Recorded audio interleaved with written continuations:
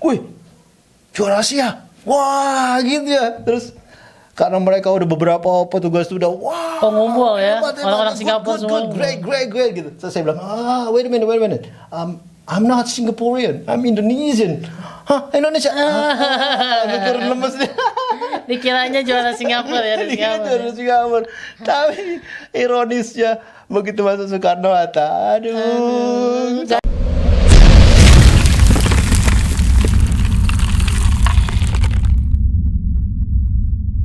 Salam Osmania. Kemarin ramai banget kita diskusi tentang Kyokushin. Dari awal mulanya apakah perlu perhatian pemerintah. Tapi kemudian ditanggapi lagi oleh Sensei Andreas bahwa sebenarnya tanpa perhatian pemerintah pun kita udah bisa loh. Nah, yang penting tunjukkan dulu prestasinya. Setelah diposting oleh saya, banyak yang menanyakan, apa prestasinya? Memangnya ada prestasi di luar? Nah, di depan saya ini ada saksi mata, bukan saksi mata, pelaku nyata.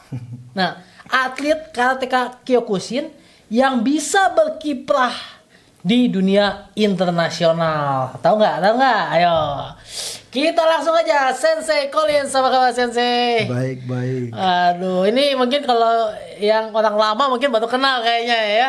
Sensei Collins ini pernah juara Kyokushin di Asia, betul? Iya. Tahun berapa itu Sensei? 96. 96.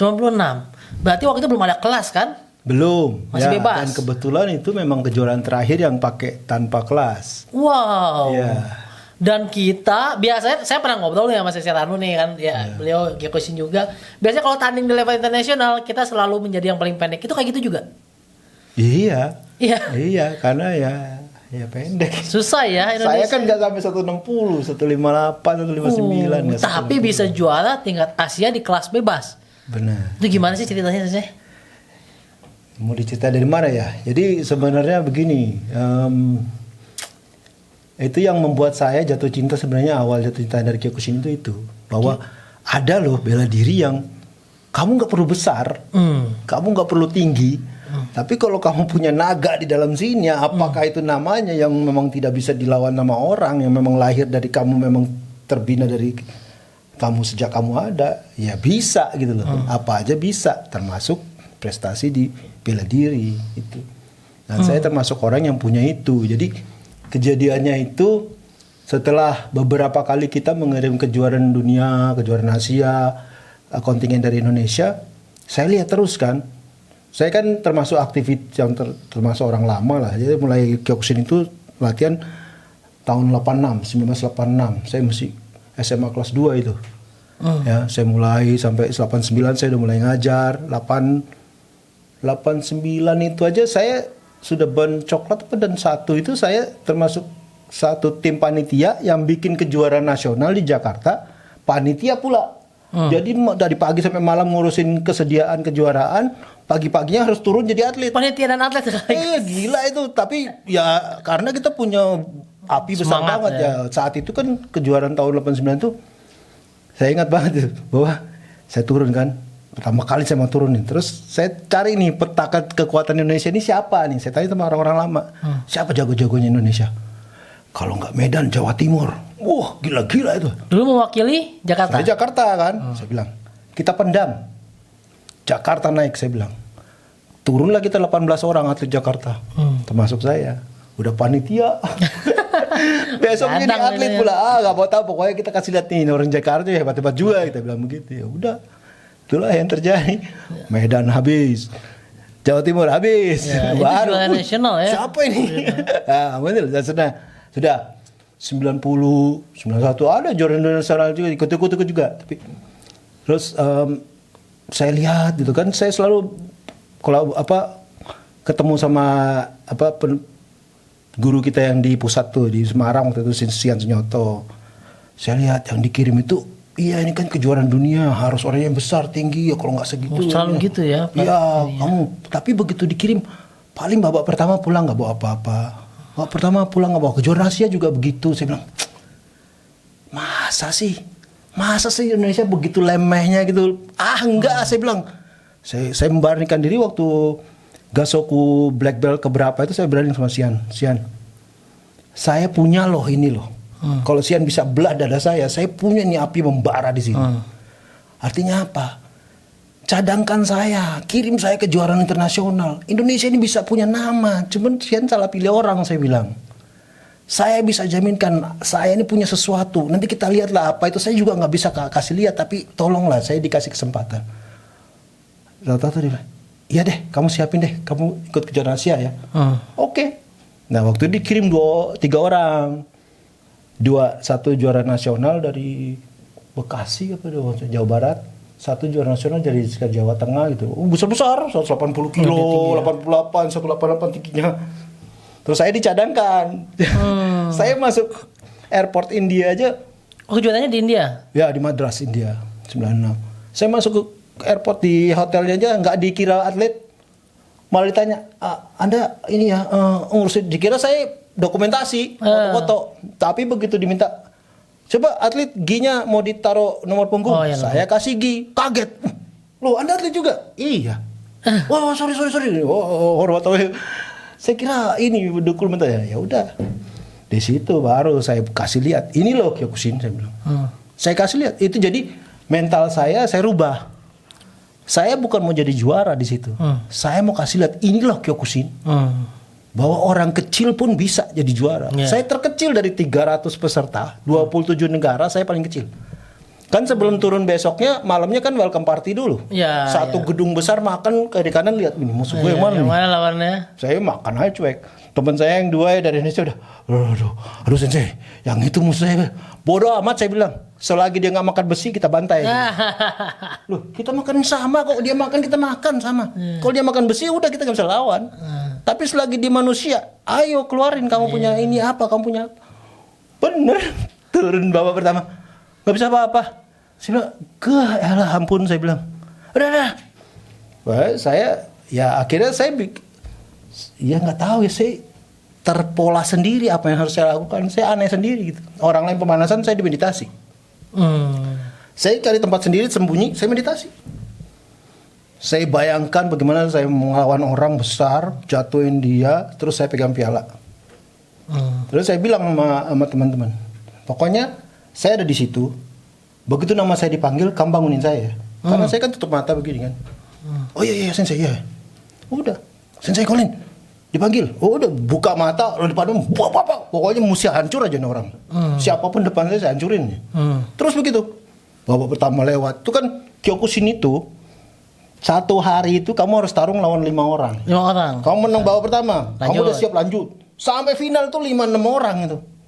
Lu bayangin aja, udah masih bengkak harus maju lagi. Belum final ini, masih ada lagi 2-3 orang depan kamu.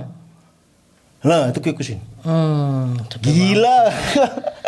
Luar biasa. Iya, begitu ujung-ujungnya keluar udah bapak keberapa, nggak ngerti saya orang keberapa, keluar udah temen udah tarik satu tangan tarik dulu kayak orang nggak bisa jalan. Saya bilang, kenapa ya bawa, ikutin aja mereka, mungkin mereka bantu support kita atau supaya takut saya buang energi buat jalan kan.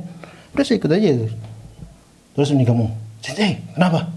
Sudah dapat piala loh, juara satu, pokoknya udah dapat di bagian dapat piala lah, kita udah dapat piala Indonesia udah dapat. Hah? Oh ya? Oh, oke. Ya udah selesai saya punya. Saya nggak mau serakah, saya bilang. Saya bisa, saya ajar lagi karena saya lihat juara satu. Ya saya kan terakhir itu saya lawan juara satunya mah jadi Jepang gitu kan. Kan waktu itu juara satu juara Jepang, juara 2 juara Jepang, juara 3 Mongol. Mongol aja begitu saya lihat, udahlah. Saya dapat piala, nggak usah serakah, nggak usah lah. Saya nggak turun. Jadi menang baik dia juara 3-nya. Oh, menang baik. Kalau enggak cuman saya sudah pikir kan, saya kan minta yang sama Tuhan, pokoknya kita dapat piala, Indonesia udah berkibar, sudahlah. Nggak usah terlalu ngoyo gitu. Waduh. Saat ini dari Indonesia sendiri banyak nggak sih yang juara sampai tingkat Asia? Untuk Kyokushin saya udah lost track ya. Karena saya kan tahun 2000 saya terbang ke Amerika, tinggal di sana 10 tahun, berkeluarga, dan 2010 saya balik ke Indonesia dan diminta bantu lagi sama mantan murid saya yang juga sekarang jadi kepalanya salah satu organisasi Kyokushin yang namanya Kyokushinkan itu, si Han Anthony itu. Sudah jadi gitu aja. Jadi saya nggak terlalu apa sih yang dulu saya pergi itu, siapa juara dari Indonesia saya nggak tahu. Tapi sebelum saya tahu banget, sebelum saya pergi itu ada satu juga yang tempat Indonesia berkibar tuh di Nepal itu, Sensei Budi Santoso itu pernah juara 2 kalau salah di Nepal. Oh, I see. Jadi sebenarnya kalau dikatakan nih, kadang-kadang tunjukkan prestasi sebenarnya emang ada lah ya, bukan ini gitu, bukan. Ada. Kamu nggak boleh nyepelekan, Indonesia itu Betul, jago-jago. Cuman banyak, kita kesempatnya kadang-kadang yang berhak ngirim orang itu salah milih gitu loh. Kok dapat dia? Jadi karena kesempatannya dibuka maka muncullah prestasi iya, ya. harusnya begitu. Nah, menurut Sensei sendiri kesempatan di Indonesia bagaimana sih? Maksudnya kenapa sih kok sampai, maaf ya, kita kan mengamati bela diri nih kan ya. Tapi kok kadang-kadang ini kurang terberitakan gitu. Apakah emang karena kurangnya bantuan dari mana, dari pemerintah atau dari mananya atau gimana menurut Sensei? Ini ngomongin apa nih? Ngomongin prestasi di internasional ini, sebenarnya kan orang Indonesia ini bisa banyak gitu kan prestasi. Ya itu kan tergantung organisasinya itu pertama afiliasinya kemana. Kalau dia hanya sekedar internasional tapi di dalam negerinya tidak diakui pemerintah, bagaimana mau dibantu pemerintah? Itu juga bingung. Apa main comot-comot aja, oh ya kamu saya bantu, saya nggak bisa begitu karena kan semua yang pemerintah bantu itu ada tanggung jawabnya, nanti ada laporannya, ada apalagi zaman sekarang. Saya aja kemarin jadi manajer kickboxing bawa ke SEA Games aja berapa banyak laporan untuk laporan ke BPK, ke KPK, ke Kemenpora. Memang harus kasih lihat bahwa ini loh keluarannya, sampai saya ya kadang-kadang nombok juga karena ada beberapa pengeluaran yang kita nggak bisa tuliskan kwitansinya. Iya betul. Tahu-tahu jalan bawa atlet kemana di pinggir jalan beli es batu, pres aja nggak bisa. Naik angkot 8 orang bayar sekian, masa kita minta kwitansi sama supir atau yang hal seperti itu ya kita ya udahlah. Tapi waktu dulu ada kesulitan nggak sih saya dalam keberangkatan di luar dari teknis penentuan atlet ya? Maksudnya dalam keberangkatan ini kan perlu dananya kan lumayan gede tuh, walaupun cuma India tapi walaupun tapi tetap besar lah. Itu pernah ada pengalaman sulit nggak? Maksudnya itu dari biayanya gimana cara mendapatkan? Jadi kan kalau organisasi itu memang punya hati, punya punya fanatisme secara terutama Kyokushin ya. Kyokushin itu kan punya ciri khas. Yang orang begitu antara dia suka apa nggak suka kan gitu. Begitu dia suka kan muncul fanatisme kan. Ya. Nah fanatisme itu membuat beberapa orang bisa nyari gitu loh. Aku butuh apa nih? Organisasinya berkembang kalau punya pembina. Organisasinya berkembang kalau ada donatur. Gimana? Kalau itu nggak ada ya susah berkembang. Nah, jadi memang dari donatur itu ya? Iya zaman itu ya dari donatur. Karena apa? Karena kita tidak diakui pemerintah. Bagaimana kita ngarepin dari pemerintah nggak bisa. Akhirnya kita cuma bisa yaudah cari donatur. Cari pembina, ketemulah beberapa orang, 3-4 orang yang, oh ya kak, saya mau deh. Kalau gitu ya? Ada kejuaraan kemana, coba panggil saya nanti saya tolong bantu lah. Sebenarnya itu ada ya mereka itu ya banyak. Ada, cuman tergantung pendekatan organisasi itu terhadap orang-orang tersebut, sampai nggak dia. Kayak ternyata saya baru tahu beberapa petinggi-petinggi Bank Mega itu kan mantan orang Kyokushin, pemilih Bank Mega itu sih siapa itu, lupa saya. Kayak gitu, cepat ngomong Kyokushin langsung, ya dulu saya pernah Kyokushin. Mantan, pasti ketemu lah ya. Pejabat kita Pak Tri Sutrisno itu mantan Kyokushin juga. Kayak dulu itu kalau di tempat saya tuh, di perguruan saya ada jadi direktur utamanya Bank BRI. Bahkan sempat ujian dan di BRI naik lagi dan 5 itu di BRI. Jadi hal-hal seperti itu sebenarnya banyak orang, cuman kliknya kapan kita nggak tahu gitu loh. Ya, tugasnya organisatoris untuk mencari hal-hal seperti itu. Kalau memang organisasinya mau berkembang. Iya. Nah itu kan bicara keberangkatan. Berarti kan keberangkatan support.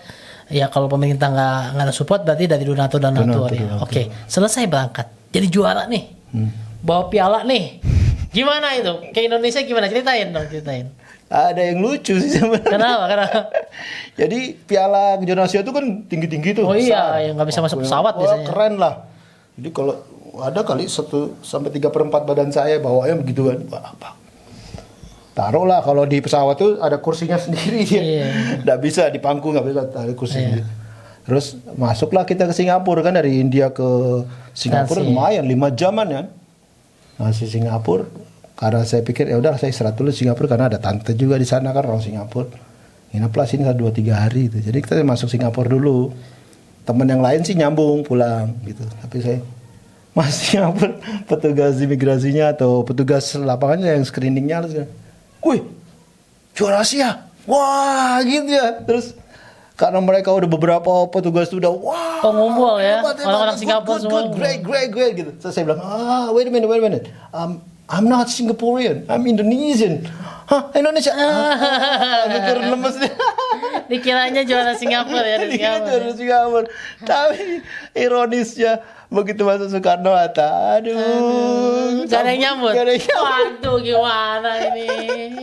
Aduh. Iya loh. Di Singapura disambut. Di Soekarno Hatta gak ada yang nyambut. Gak ada. Aduh, saya bilang ya udahlah.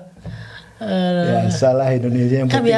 biasa kalau yang saya tahu nih ya, kalaupun gak dapat apresiasi langsung di bandara, biasanya saya karena pernah lihat ada pengelolaan atlet-atlet yang misalnya juara di luar gitu kan, mereka dapat apresiasi pas di daerahnya, kadang-kadang gubernurnya atau mungkin pas acara tertentu dipanggil buat menerima penghargaan, itu nggak ada juga. Nggak ada kan Kyokushin juga kan senyap, operasi senyap. Tapi kan di sana bawa bendera merah putih juga kan. Ya iya, tapi kan kepergiannya kan tidak ada secara resmi pemerintah tahu. Mungkin saya kan nggak tahu. Saya cuma atlet waktu itu kan, pengurusannya kan organisatoris kan kita serahkan kepada petinggi-petinggi saat itu. Ya, Antara mereka bisa berkolaborasi dengan pemerintah gimana kita nggak tahu. Pokoknya saya cuma taunya tanding gitu kan, Tanding bawa aja. bendera merah putih gitu. lihat saya mau kasih lihat nih Indonesian Kyokushin tuh kayak begini nih. Ya, gitu aja. Itu luar biasa bangganya gitu. Iya, karena di saat itu ada berita-berita ini loh Kyokushin dari India, tahan pukul. Ini loh Kyokushin dari Nepal, gini jago. Kok Indonesia nggak ada beritanya? Oh, ini mau kasih lihat ini Indonesia nih, saya bilang. Itu niat saya sebenarnya itu bukan mau jadi juara, enggak. Saya cuma mau kasih lihat ini loh Indonesian Kyokushin, gue bilang. Karena juara di Asia tuh langka. Sekarang buat di Asian Games saja yang karate cuma ada 3 orang ini. Hasan Basri, Arif Tovan sama Rifki. Cuman itu aja. Jadi luar biasa sih ini. Harusnya dapat apresiasi lebih lah gitu. Karena Asia itu besar, bukan sekelas Asia Tenggara ya. Iya, 27 negara. 27 negara. Ada Rusia di dalamnya, ada Kelas Afghanistan. bebas lagi. Iya. Nggak ada berat badan. Kira-kira harapannya apa? Ini kan kalau kemarin saya ngobrol kan ya mungkin ada orang organisasi orang-orang. Ini kan pelaku sejarah langsung ngerasain bagaimana berangkat. Kebetulan nggak mengalami kesulitan walaupun tidak ada bantuan dari pemerintah ya. Tidak kesulitan bisa berangkat. Ada donatur, ternyata donatur tuh banyak gitu, tidak. Walau kita mungkin nggak tahu aja gitu kan. Bisa berangkat dan akhirnya sampai pulang meraih juara lah ya. Itu gimana? Ada kesan-pesan atau harapan ke depannya gimana? Buat Kyokushin khususnya ya. Kalau Kyokushin susah ya. Kalau saya bilang susah mau bikin harapan apa. Yang pertama ya pemerintah harus harus punya istilahnya apa ya? Buka kesempatan untuk orang-orang yang memang wadahnya di bawah karate pula, yang sudah lembaganya jelas ada Federasi Organisasi Karate Indonesia Forki. Ya sudah nampung, ya bagaimana pemerintah harus mengakui itu bahwa ada gitu loh. Ini semi kontak, ini full kontak. Kalau mau begitu, tapi kalau juga enggak, ya nggak bisa. Mau diakui gimana? Kita mau ngarepin apa juga kayak merindukan bulan jatuh ke bumi, nggak bisa karena prosedurnya begitu. Akui dulu pemerintah, baru pemerintah bisa turun tangan. Kalau enggak ya nggak bisa. Mau diakui terus si pejabat pemerintah ini mau tanggung jawabnya secara administrasi gimana? Kan dia juga dicolok dari atas. Gua kasih anggaran sekian, mana tanggung jawab kamu? Gitu. Jadi buat si malakama mau bikin juga susah. Saya sih sudah beberapa kali. Saya kan juga udah terjun di kickboxing sudah lumayan lama, sehingga saya juga berkumpul juga sama orang Kemenpora, orang KONI, rapat-rapat itu saya juga pernah pergi. Saya coba ngomongkan ini munak-munak dari orang Kyokushin ini masalah begini. Ujung-ujung seperti itu, baru birokrasi itu nggak bisa ditabrak bang katanya. Karena harus begini. Ya kalau nggak begini nggak bisa loh. Ya berarti mesti ada orang, istilah saya orang gila yang mau. Ya udah ADRT sih ADRT. Sekarang saya ketua KONI nih. Ya udah saya putuskan karena ini masyarakat juga Indonesia dan kita harus mengayomi sebagai pemerintah. Ya saya bikin sesuatu lah yang dia bisa daripada dia dibiarkan berkeliaran liar. Iya, betul. Karena ini kan sama-sama berprestasi. Iya. Sama-sama membawa merah putih ke luar negeri. Dan Ini saksi nyata gitu, berhasil juara. Bisa, kita Dan, bisa. dan mungkin kalau kondisinya tidak begini bisa lebih banyak lagi mungkin ya. Iya bisa. Itu karena itu batu sandungan sebenarnya setiap kali mau bikin kejuaraan atau apa Kyokushin. Forky ini Masih rekomendasi nggak gitu? ya enggak kita orang Forky. Ya aduh pusingnya. Ya udahlah. Makanya itulah salah satunya yang kenapa akhirnya saya ada kickboxing nih. Ya udah. Yang penting bisa sesuai di support gitu ya. Ya, walaupun bukan saya yang turun sekarang, bukan saya yang bawa merah putih, tapi paling tidak kan saya yang menuntun mereka nih anak-anak muda ini untuk pergi gitu ke sana. Ada wadahnya, ada jalannya sudah. Dan saya ikut andil di dalamnya. Bagian dari bela negara saya lah istilahnya. Ya, bagian kan, bela negara. istilahnya saya nantinya sudah tidak ada, saya pernah loh mengabdi ke negara. Inilah hasilnya. Karena perjuangan zaman dulu bambu runcing saya inilah perjuangan saya. Gitu loh. Dan mungkin anak cucu berikutnya tuh bisa bawa merah putih dan mengibarkan bendera merah putih di luar. Amin, mudah-mudahan. Dengan prestasi kebanggaan kita ya. Waduh. Ya ini menarik lah. Mudah-mudahan cerita ini jadi inspirasi nih. Karena saya nggak tahu berapa banyak orang yang tahu cerita ini. Mungkin belum pernah diberitakan karena ya nggak tahu masuk koran juga mungkin tidak ya waktu itu ya. Ada Waktu sih itu ada. masuk koran tapi ya baca bukan baca bakar. Ini yang menarik. Masuk koran umum. Yang baca orang karate ya paling di bawah 10%. Iya, nggak tahu kan waktu zaman itu zamannya apa pos kota ya. Pos kota ya. Orang lihat ya ini apa sih? Oke, terima kasih banyak. Ada lagi? Kalau boleh sedikit. Boleh lah, ya, boleh. saya mau kasih masukannya. Oke. Saya melihat tuh bahwa orang Kyokushin Indonesia itu harus ya apa ya? Saya pikir ya. Kita mau Kyokushin itu kalau mau lihat secara utuh kayak zaman saya latihan memang pertama kita latihan berantem, pukul, tendang secara karate. Tapi setelah itu latihan lainnya itu ada lagi. Itu bedanya latihan karate sama olahraga lain. Kamu main basket, pada saat kamu main basket, kamu pikirin main basket. Begitu bola kamu taruh, kamu pulang ke rumah, kamu nggak mikirin basket lagi. Kamu mikirin basket, mungkin kamu mikir oh si ini NBA apa sih? Iya, tapi secara filosofinya nggak ada gitu loh. Kamu tahu nggak di Kyokushin itu Oyama Sosa itu salah satu menurut saya orang yang lengkap, jenius dia itu. Artinya apa? Dia bikin nih fighter, tapi dia bikin buku This is Karate. By the way, dia satu-satunya orang yang berani bikin buku This is Karate loh. Gak ada aliran lain berani bikin ini karate loh, ini loh karate. Dia yang berani bikin This is Karate, yang lain enggak. Akhirnya setelah buku itu ada, dan saya kan orangnya termasuk gila ilmu juga saat itu kan, karena saya cinta lah itu udah mendarah daging. Oyama itu bikin buku satu lagi, namanya Philosophy of Karate. Ada buku dan itu saya baca habis. Dari depan baca lagi ke belakang, dari depan memang bahasa Inggris, cuman ya intinya itu bahwa karate itu tidak sekedar pukul tendang. Ada filosofinya. Makanya Oyama Sosa itu sampai dia mengeluarkan 11 moto Oyama. Ada 11 moto yang wajib orang Kyokushin kalau dia tahu, dia harus belajar itu dan masukkan ke dalam darah Kyokushinnya, jalan budonya itu. Salah satu di dalam itu kan mengatakan bahwa sekali kamu berlatih Kyokushin itu berarti karate itu seperti memanjat tebing. Sekali kamu memanjat tebing tidak ada lagi kata untuk beristirahat, karena begitu kamu manjat tebing terus istirahat, gantung kamu di tengah, nggak mungkin. Kamu satu-satunya jalan adalah berjalan terus ke atas sampai di puncaknya. Filosofi lain, segala sesuatu di karate itu dimulai dari satu titik, terus berjalan sampai seperti lingkaran dan dia akan terus berputar, dah berhenti. Jadi artinya apa? Latihan itu nggak akan ada berhentinya kalau kamu seorang karate ya. Begitu kamu berhenti ya udah habislah karatemu. Itu selesai. Makanya sampai meninggal dia bilang, I want to do karate until I die. Saya karate sampai saya mati. Yaitu saya masukkan ke darah saya. Saya itu sampai sekarang latihan. Wih, mantap. Sampai selesai meninggal itu dia masih mikir, pukulan gue udah bener nggak ya? Pukulan gue udah bener nggak ya? Ini udah bener nggak ya?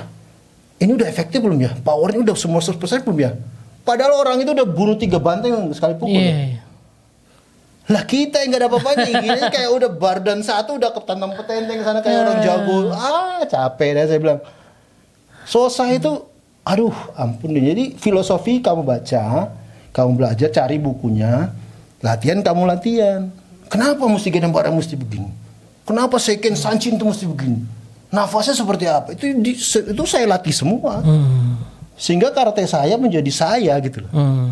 Karate is my style, my lifestyle gitu.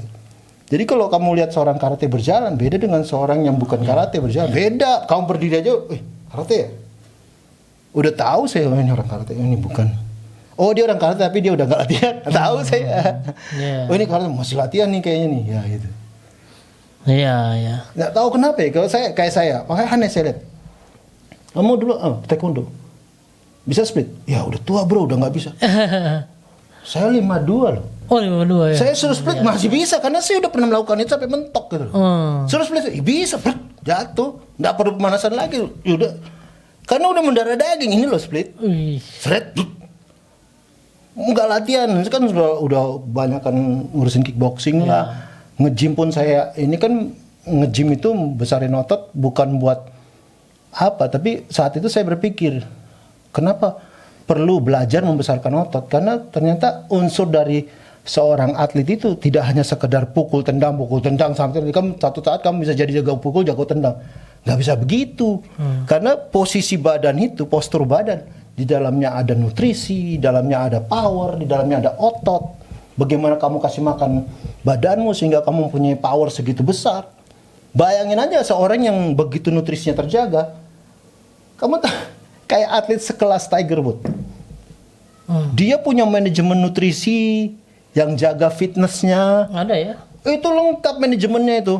Jadi kelas kalau kamu bagian nutrisi, saya sewa si orang ini untuk bagian untuk jaga Profesional banget ya. personal trainernya itu lengkap sehingga dia bisa berprestasi puluhan tahun kan Tiger Woods itu dari kecil loh. Iya. Nah Indonesia belum sampai segitu jagonya, belum ada saya lihat atlet itu begitu precise untuk setiap unsur-unsur itu. Terutama itu tadi unsur kayak nutrisi. Kita forgot yang kayak gitu. Mau jadi atlet internasional, makan masih gorengan. Kamu tahu yang Korea sama Cina begitu dia masuk pelatnas, makanannya bersih dan semua protein tingkat tinggi. Jangan sama kan beda. Belum nutrisinya, nutrisi kayak apa? Oh vitamin C-nya ester C. Ya, kualitasnya di atas ester C masih ada masih banyak lagi, lebih bagus. lagi. Nah itu mereka cari yang terbaik mana nih terbaik. Ini yang kita makan buat atlet kita loh. Kalau mau juara dunia, kalau enggak, istilahnya gini, kamu punya mobil, kamu masukin Pertamax sama kamu masukin yang lain-lainnya, beda sih pasti beda. Ya. Apa bahan bakarmu itu hasilmu. Jadi inputnya banyak ya, bukan hanya latihan doang sebenarnya. Kan? Banyak sekali. Sekarang, aku nggak mau main fitness, ototku nggak mau digedein, pokoknya aku pukul tendang aja nanti. Sampai kapan? Begitu kamu ketemu orang yang dia Tiger Woods tuh main fitness juga buat pukul golfnya itu makin bagus loh. Cuman mungkin latihannya beda gitu ya. Iya kan itu ada porsi-porsinya dan jadi saya maksud gini, kamu harus membuka diri kalau mau jadi atlet internasional, kamu harus membuka diri untuk hal-hal seperti itu. Jangan gue udah belajar pukul tendang aja cukup, nggak bisa.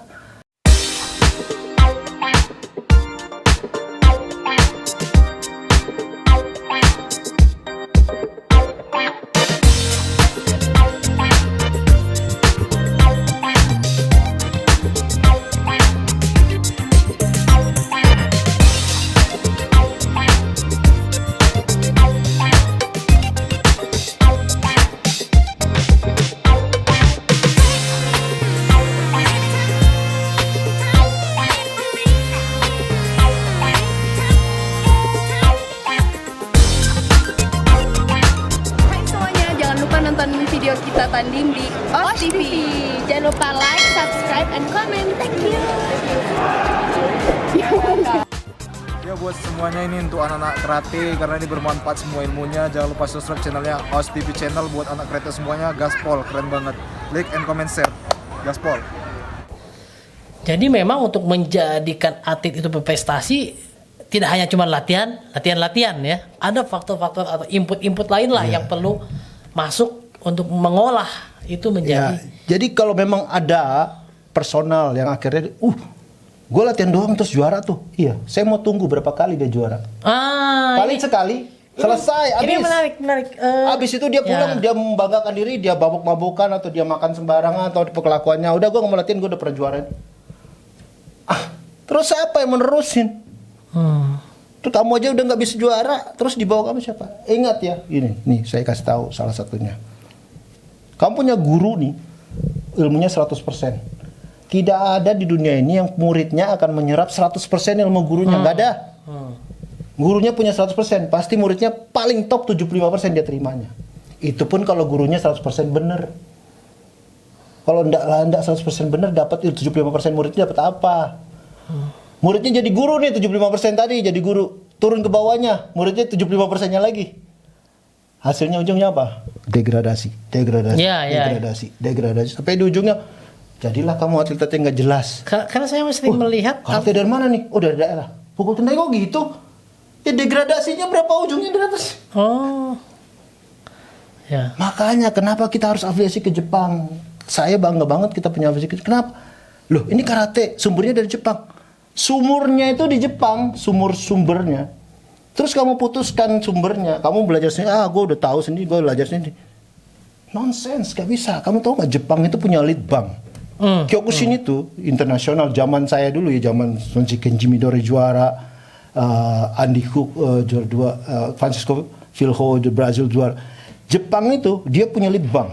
Dan setiap tahun dia keluarkan jurus baru untuk kawin orang. Setiap tahun. Kita selalu terperangkap. Ada lagi tendangan kayak gini. Ada lagi Apalagi itu ya. Apalagi nih, latihannya gimana? Dan itu mereka buka. Tapi habis itu mereka ada lagi. Dibuka, ada lagi. Itu Jepang. Jadi selalu ilmu tuh selalu bertambah Selalu gitu. bertambah. Terus kenapa kita stop itu gitu kan? Kemarin itu kan ada orang, kita kan di Kyokushin ada yang 100 komite. Ya, Mas, Yakyu. Nah, Iya, kemarin komite. ada 2 orang terakhir melakukan coba. Nggak tembus 100. Iya, katanya udah nggak tahu. 60-50 udah top. Ya. Dokter berhentikan. Bengkak semua badannya. Aduh. Wah, kuat. Kenapa? Antara atletnya sudah mulai tidak kuat, atau ya masyarakatnya udah mulai banyak kuat. Iya, Karena status semua itu kan belajar, sudah pada belajar Statusnya sekarang. kuat. Nutrinya udah mulai kuat nih. Dulu zaman selesai mungkin ya 300 orang dia lawan ya semuanya mungkin padanya aja lah. Dibantai yang wah dia sendiri yang nutrinya bagus. Gak tahu Iya, ya. iya. Tapi hal seperti itu harus mikir juga tuh. 100 km itu nggak gampang. Iya, iya. Kadang-kadang 5-nya udah ngap kok. Saya pernah dulu Tapi orang Indonesia ada yang bisa 200. gua nggak tahu itu. Saya angkat tangan. Saya dulu kan buka dojo Pulau Gadung itu sekali latihan itu sampai 100 orang. Kadang datang 75 orang. Itu pernah saya. Udah turun semua, udah. Itu pas mau turun kejuaraan Asia. Kan? Ya udah, daripada nggak ada sparring partner. Iya, ada jangan 1 menit Pak, jatuh. Sampai saya bilangin, "Hei, senjata saya untuk lawan kamu cuman ini ya. Jadi ini aja, yang lain saya nggak pakai." Ya udah, jatuhin pakai ini. Udah tahu pakai ini. Udah tahu padahal kan bisa antisipasi, tapi tetap aja ya. Sampai kayak begitu. Wah, pokoknya ngeri. Ya, sebagian saya kasih pengalaman saya juga ya. Sebegitu konsennya saya latihan saat itu, sampai saya itu bisa mukul udara itu bunyi loh. Mukul udara bunyi ya. Bisa begitu saya juga bingung. Kok bisa ya? Ya karena fokus itu tadi. Latihannya benar, semua pondasinya benar, napasnya benar. Sebegitu fokusnya. Saya mukul orang depannya nggak apa-apa, belakangnya biru. Bisa. Tapi kalau pisau nembus wortel nggak bisa ya. Nembus tiang. Di MAK itu pernah saya lakukan. Susun 5 bata yang pecah bawah. Oh, itu pernah. konsentrasi tinggi itu. Iya. Bisa begitu. Tapi itu dulu waktu masih kencang-kencang latihan. Sekarang mau nambah otot ya. Tapi lain lagi yang kita dapat, beda. Jadi maksudnya gini, bukalah matamu, buka pemikiranmu untuk hal-hal baru. Jangan jangan fanatik yang nggak jelas. Kamu fanatik sesuatu, udah gitu aja, yang lain nggak usah. Terus mau kemana kamu? Sedangkan ilmu berkembang terus. Ilmu berkembang, boy. Iya. Nutrisi seperti apa pikir? Sekarang kamu nggak bisa ngelawan keluar sekedar ada makan tahu tempe. Iya. Habis kamu di luar sana orang makannya steaknya aja. Kemarin saya lihat anak pelatnas karate tuh di Bali kan, saya visit liatin lah anak-anak. Udah ribet lah, bukan ribet ya. Tiap pagi timbang, makanan diatur. Terus ada nginput data nih, tidur lu nyenyak enggak, mimpi enggak, apa ya. Banyak banget lah, ada poin-poinnya. Nanti kalau coachnya bakal lihat perkembangannya, ada grafiknya. Waduh, udah sampai kayak gini sekarang ya, Mas. Kalau dulu kan latihan aja kan, nggak mikirin gitu. luar biasa ya, istilahnya sains itu selalu berkembang gitu. Dan kalau tutup mata kan itu malah ketinggalan. Ya, jadi contoh kita kemarin atlet pelatnas kita cobain secara sport science yang benar. Udah, sport science itu kan berarti kamu push up-nya benar-benar harus sesuai dengan apa yang push up itu dapatkan secara gerakan, terus body mekaniknya seperti apa, itu kan ada ilmunya tuh. Nah, itu kita ada ahlinya tuh, Pak Sensei Agus Budiono kita itu. Jadi atlet pelatnas dijajarin, dia cek semua tuh. Ya, di tes ada loh ya, satu atlet yang 1 kali push up aja nggak kelar. Oh ya. Nggak bisa. Oh ya? Ya karena ya mereka cuma taunya pukul padding udah selesai. Padahal kan padding ya lumayan.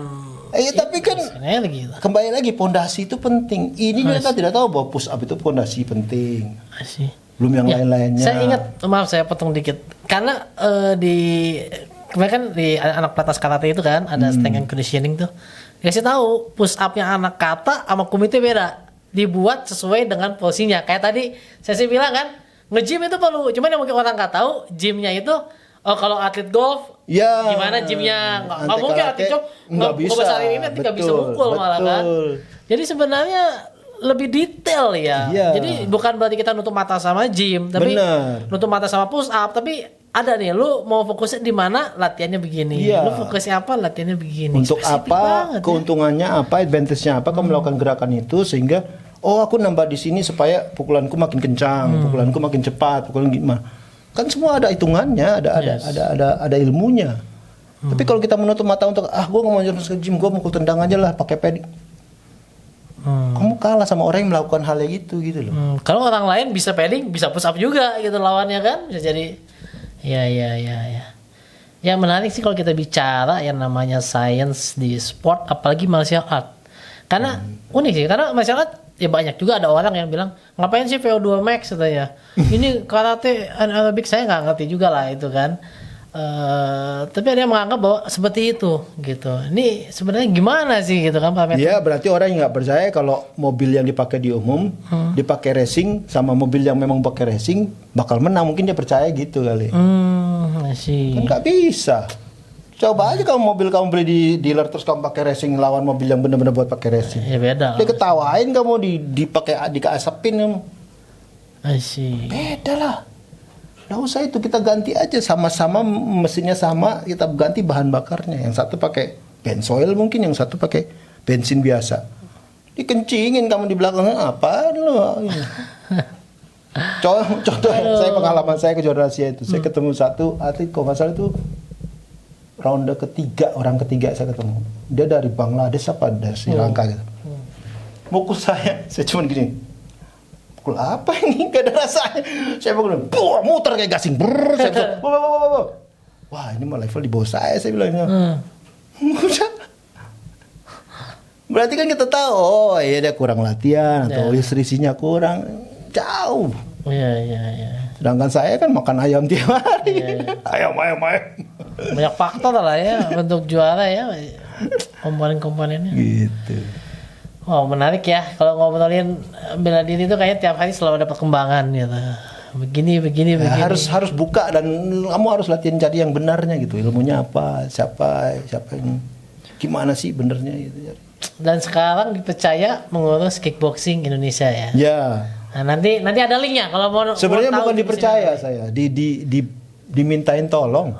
Akhirnya saya bantu deh. Dimintain tolong tadi sama rekan saya tuh, Coach Yani Mandey.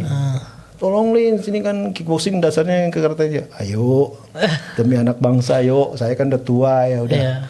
Yang muda-muda kita bangkitkan. Untuk ukuran masih baru kickboxing Indonesia luar biasa sih. Ya. Saya sangat salut. Semuanya lengkap, rulesnya, apanya segala macam. Istilahnya tuh paketnya tuh udah ada gitu. Paket lo mau belajar nih paketnya gini, ini materinya, silabusnya sampai ada university-nya. Nah, kalau mau lihat nanti lihat di video kita yang tadi ya. Kita ada video bicara kickboxing. Jadi kita udah bicara bahas karate ya. Oke. Mungkin terima kasih banyak nih, Sensei. Kalau ada lagi yang mungkin mau ditambahin mungkin sebelum ditutup.